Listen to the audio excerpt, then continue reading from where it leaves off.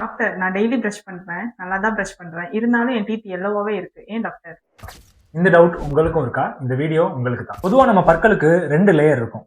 ஒன்னு outer layer enamel, அது white கலர்ல இருக்கும். அண்ட் செகண்ட் லேயர் டென்டின், அது லைட்டிஷ் எல்லோ கலர்ல இருக்கும். எப்பெல்லாம் டென்டின் லேயர் வெளியில தெரிய ஆரம்பிக்குதோ அப்பெல்லாம் அந்த பற்கள் லைட்டிஷ் எல்லோவா தெரியறதுக்கு ஆரம்பிக்கும்.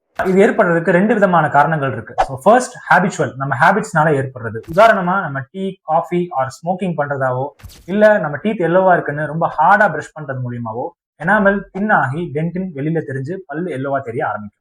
ரெண்டாவது, நேச்சுரலாவே ஏஜ் ஆகும்போது சில பேருக்கு எனாமல் தின்னாக ஆரம்பிச்சு டென்டின் தெரிய ஆரம்பிக்கும். அண்ட் சிலருக்கு நேச்சுரலாவே டீத் எல்லோவாவே இருக்கும். இது ஒன்றும் ப்ராப்ளம் கிடையாது, நார்மல் தான். இந்த ப்ராப்ளமை எப்படி டாக்டர் மேனேஜ் பண்றது? ரொம்ப சிம்பிள். சாஃப்டான பிரஷ் யூஸ் பண்ணுங்க. ப்ராப்பரான பிரஷிங் டெக்னிக்கோட ரொம்ப நேரம் பிரஷ் பண்ணாம நார்மலா ஜென்டிலா பிரஷ் பண்ணுங்க. Tea, coffee or any stained foods எடுத்ததுக்கு அப்புறமா ஒரு ப்ராப்பர் மவுத் வாஷ் பண்ணிக்கோங்க. 6 months ஆர் 1 year ஒன்ஸ் ஒரு டென்டிஸ்ட் கிட்ட போய் ஒரு ப்ரொஃபஷனல் டீத் கிளீனிங் எடுத்துக்கோங்க. Okay doctor. அப்ப இதெல்லாம் பண்ணா என் டீத் ஒயிட் ஆயிருமா?